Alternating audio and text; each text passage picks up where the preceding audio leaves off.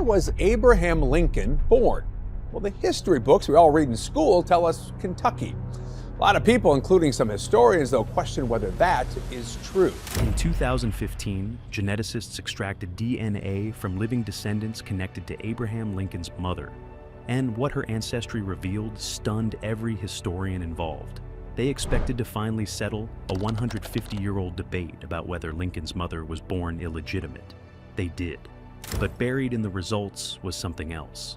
A genetic marker so rare, so wildly out of place in a colonial Virginia family, that it traced Lincoln's maternal bloodline not to England, not to Ireland, not to anywhere in Northern Europe, but to a region of the world nobody saw coming. The finding didn't just rewrite Lincoln's family tree.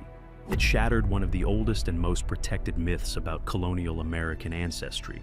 And it dragged into the light a secret so personally dangerous that Lincoln himself begged his closest friend to carry it to the grave. Here's what they found. The secret that could have destroyed Lincoln.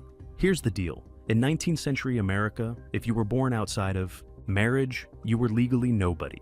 The law called you filius nullius, nobody's child. You couldn't inherit from your father. You had no claim to a family name or property. Unwed mothers faced criminal prosecution, public whipping, fines, imprisonment. Families hid illegitimate children for generations, raising them as cousins or nephews rather than speak the truth. And in politics, illegitimacy was a loaded gun. One whisper could end a career. Abraham Lincoln knew exactly how dangerous this kind of secret was.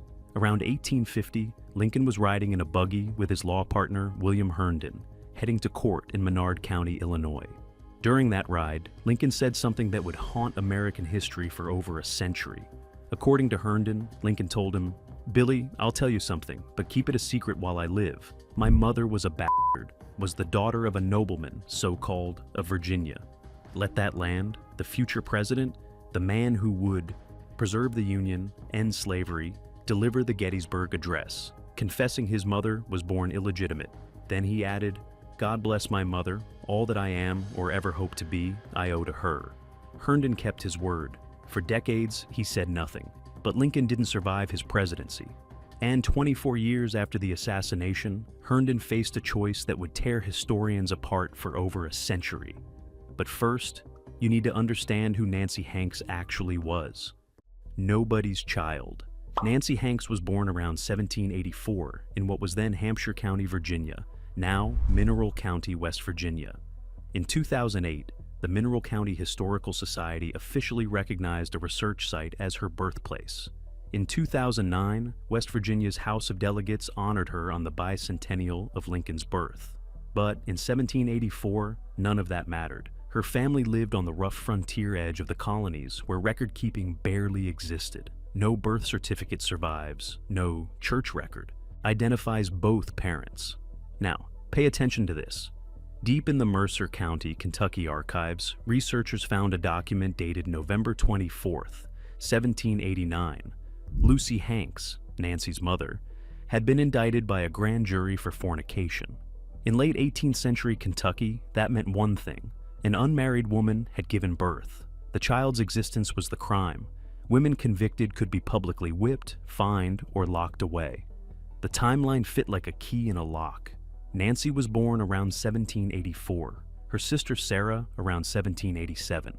Both arrived before Lucy ever married anyone. The 1789 indictment aligned with a pattern of children born outside wedlock. 5 months later, Lucy wrote a note giving consent to marry Henry Sparrow. In her own handwriting, "I do certify that I am of age and give my approbation freely for Henry Sparrow to get out this or any other day." That note still exists. You can feel the urgency bleeding through the ink. Lucy and Henry married April 30th, 1790. Less than a month later, the court dropped the charges. Marriage had made Lucy respectable again. But Nancy still carried the Hanks name, her mother's maiden name, because in English common law, illegitimate children were named after their mothers, not their fathers. The father remained a ghost.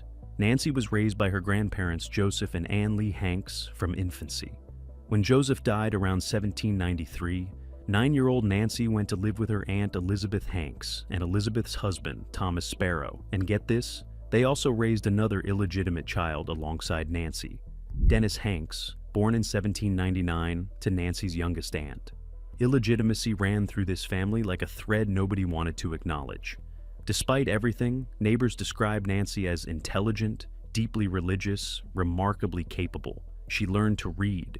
In 1806, she married Thomas Lincoln. They had 3 children, Sarah, Abraham, and Thomas Jr., who died in infancy. In 1818, milk sickness swept their Indiana homestead, caused by cows eating white snake root, though nobody understood that then. Elizabeth and Thomas Sparrow died first. Weeks later, Nancy fell ill. She was 34. Abraham was 9. He and his father built her coffin themselves. That was the woman Lincoln was talking about when he said those words.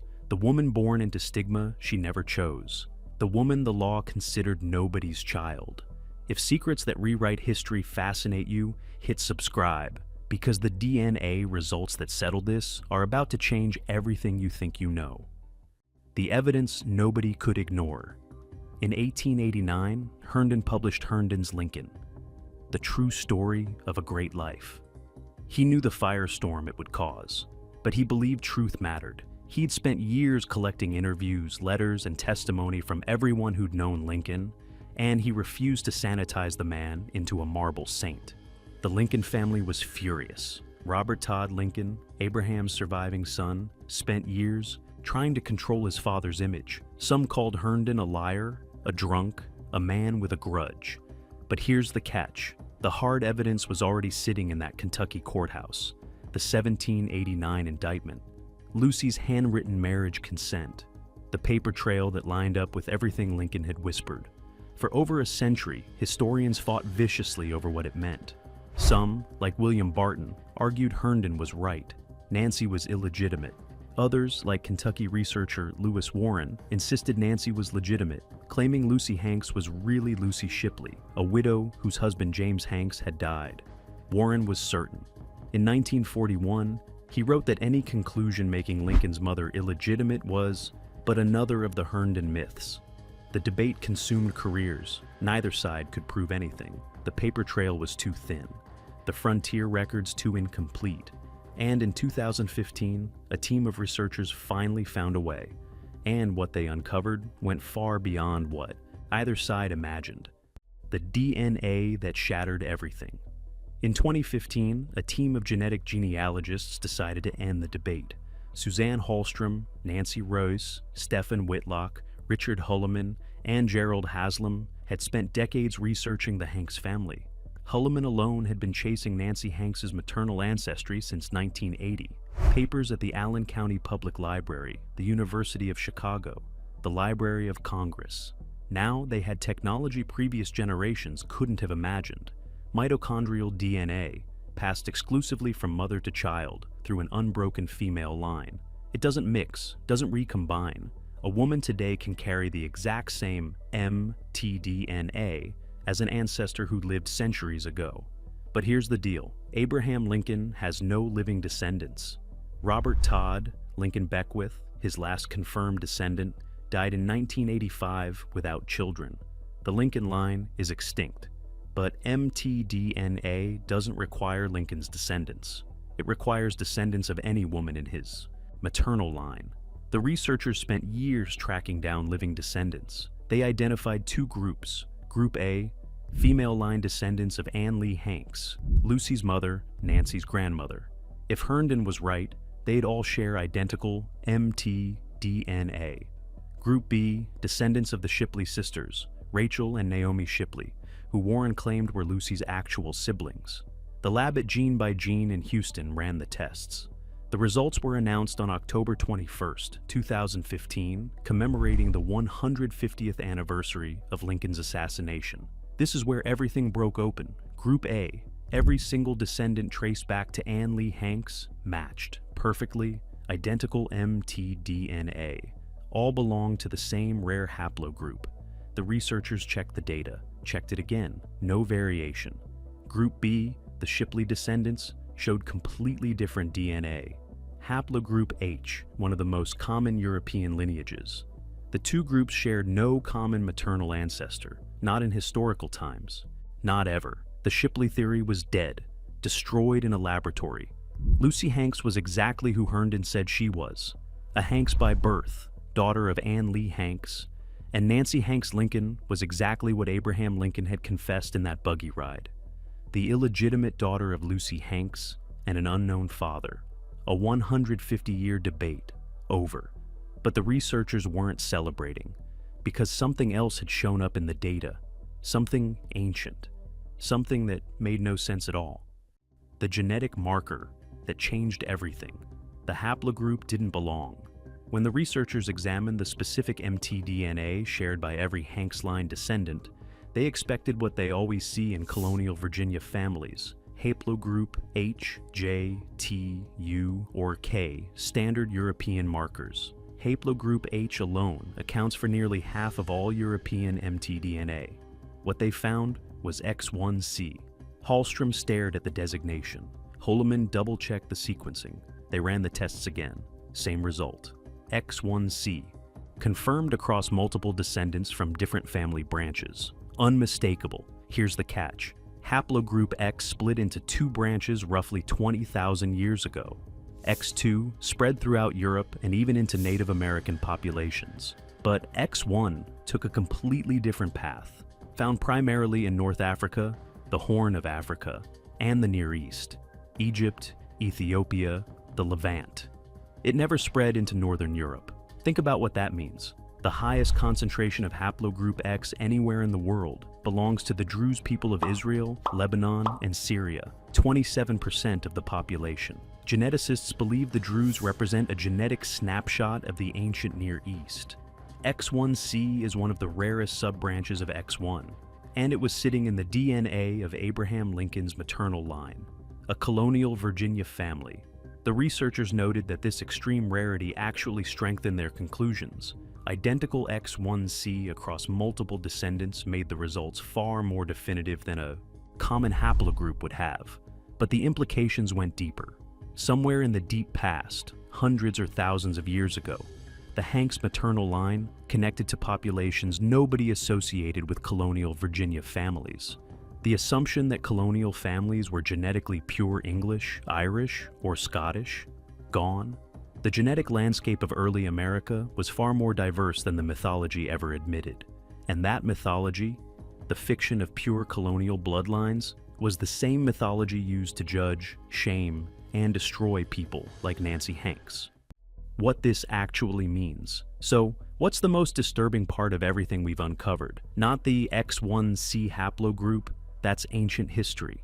The disturbing part is what this story reveals about America itself. Lucy Hanks was a young woman in late 18th century Virginia who became pregnant outside marriage.